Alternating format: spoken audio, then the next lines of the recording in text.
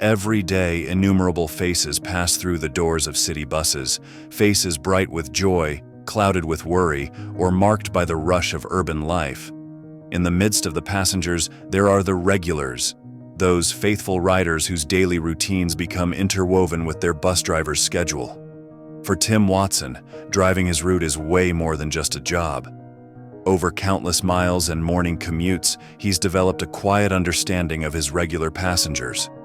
Where Mrs. Chen gets off to open her flower shop, when young Marcus heads to his college classes, how Mr. Rodriguez always sits in the same spot on his way to the office. These small, daily linkages have grown into relationships worth something. Tim's honest, "Have a great day," and "Stay warm out there," are returned by his passengers with warm smiles and well wishes in return. It's an easy rhythm that has happened a million times, and then one morning broke the pattern. It was just another shift on his usual route until a man and small boy boarded. Something immediately caught his attention. This wasn't the usual type of passenger he had on his bus. The man, barely into his 20s, had an unsettled energy about him. But it was the child who really captured Tim's concern.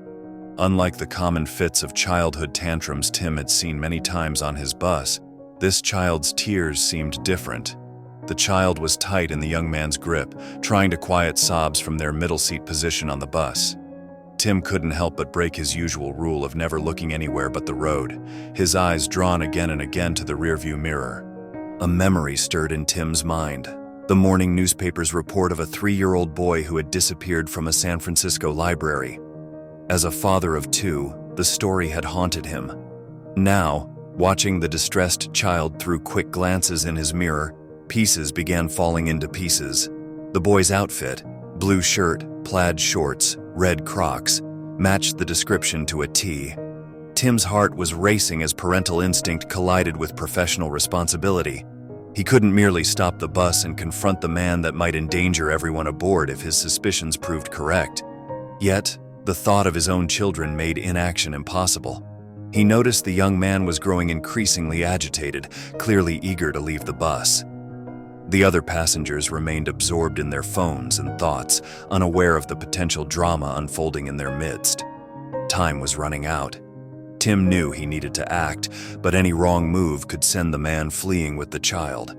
His mind raced to formulate a plan while maintaining an outward calm, even as his instincts screamed that this crying child might be the one desperate parents were searching for. As his apprehension heightened, suddenly Tim's inspiration came like a bolt out of the blue. The student made the announcement smoothly, using the intercom system of the bus for the purpose, explaining in the message that one of its previous passengers urgently needed a green backpack that had disappeared. His voice did not show even a modicum of shaking as he rose to scan the passengers, asking lower ones to look underneath their seats. This makeshift ploy afforded Tim the opportunity he had been waiting for. Working his way through the bus, he hovered near man and boy until he had a clear shot of the child. His heart skipped a beet blue shirt, plaid shorts, red Crocs. Everything was just as described. In the driver's seat once again, Tim was racing his mind for his next move. Confrontation was out of the question. He needed help. The fortune of the moment was that the bus engine's roar would mask the conversation, and his passengers of concern were looking out of the window. The boy exhausted, having fallen silent. With hands he forced to remain steady, Tim reached for his phone. His whispered conversation with the police was brief but crucial. Their instructions were clear: maintain normal operations and proceed to the next stop. Help would be waiting. Tim's nervous energy transformed into focused determination as he drove on, stealing occasional glances in his mirror to make sure the man hadn't caught on to his plan. Each passing minute brought them closer to the next stop and closer to the boy's rescue. As the bus pulled into the next stop, police officers quickly positioned themselves at both ends, creating an invisible net. Their presence drew curious and worried glances from the passengers as they were carefully evacuated one by one. A tense silence fell over the scene. Nobody dared to break it with questions.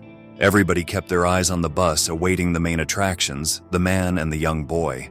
Once they finally emerged, the officers moved with well-rehearsed precision, swiftly separating the child from his captor. The kidnapper's attempts to fight back were of little avail.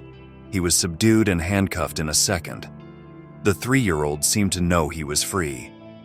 He clung to an officer's hand, his tiny face alight with unambiguous relief. Back at the police station, while the investigation unfolded, the officers made that call that would bring an end to the parents' nightmare. In a little time, they would be back with their son, sound and whole, all thanks to Tim's vigilance. Tim received thanks and praise from the parents and law enforcement. His good memory and strong instincts may have saved a young life from an unspeakable fate. When local media got word of the story, Tim found himself in the limelight. Still, he remained humble, saying to reporters only, "I feel I just did what any father would do." The experience left Tim with a powerful message to share: trust your instincts. As he often reflects, that gut feeling could be the difference between action and regret.